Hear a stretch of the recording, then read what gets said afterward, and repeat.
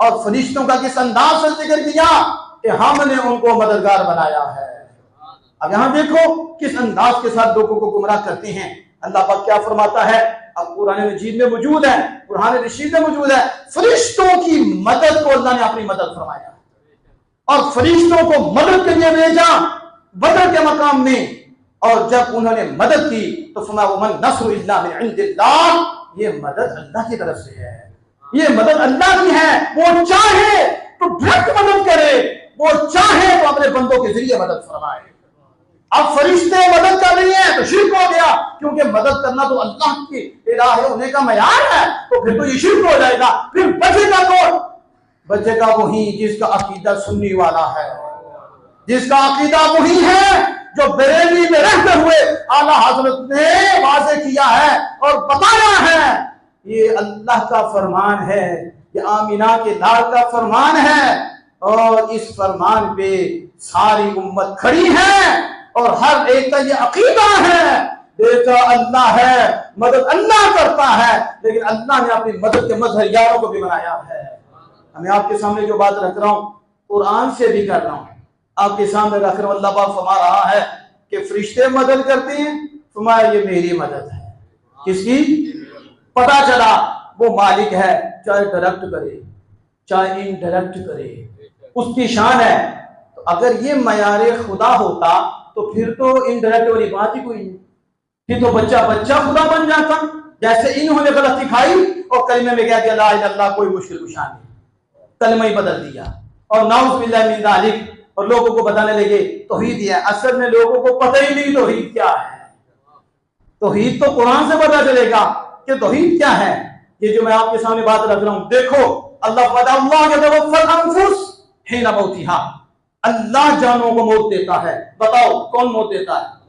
बोलो तो सही ना, ऊंची बोलो। अल्लाह कहता है आपको मलकुल मौत, ये भी कुरान है, वो भी कुरान है।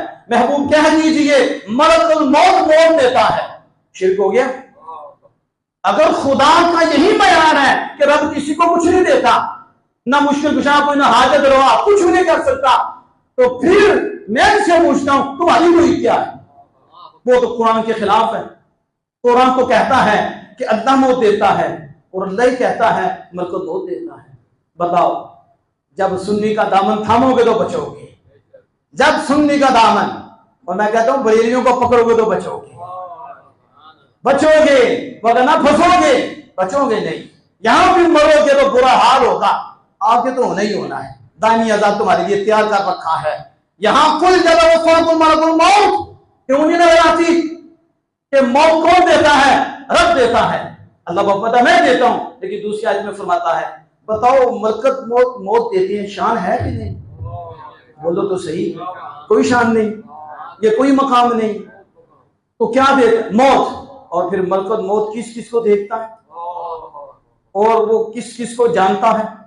ये मलकत मौत है, कितनी उसकी रफ्तार है मलकत मौत की। लेकिन अल्लाह बहुत फूट फरमाता है अल्लाह मौत देता है, फिर फरमाता है मलकत मौत देता है। आप समझ आ गई? मौत तो रब ही देता है, मौत तो, और मौत पे हुक्म रब का ही होता है, लेकिन रब ने इसका जरिया फरिश्तों को भी बना रखा है। फरिश्ते भी मौत देते हैं। शिर्क हो गया। अल्लाह की शान है मौत देना, तो फरिश्तों की भी शान है मौत देना। अल्लाह खुद देता है, अल्लाह का ऑर्डर है, लेकिन अल्लाह ने ये शान अपने फरिश्तों को भी अता फरमाई है। फरिश्ते अल्लाह के हुक्म से मौत कब्ज करती हैं, रूह कब्ज करती हैं। हकीकत में वो खालिक कायनात करने वाला है। समझ आ रही है कि नहीं? आप ये क्या करते हैं? वहीं बुतों की आयतें नबियों पे लगाए,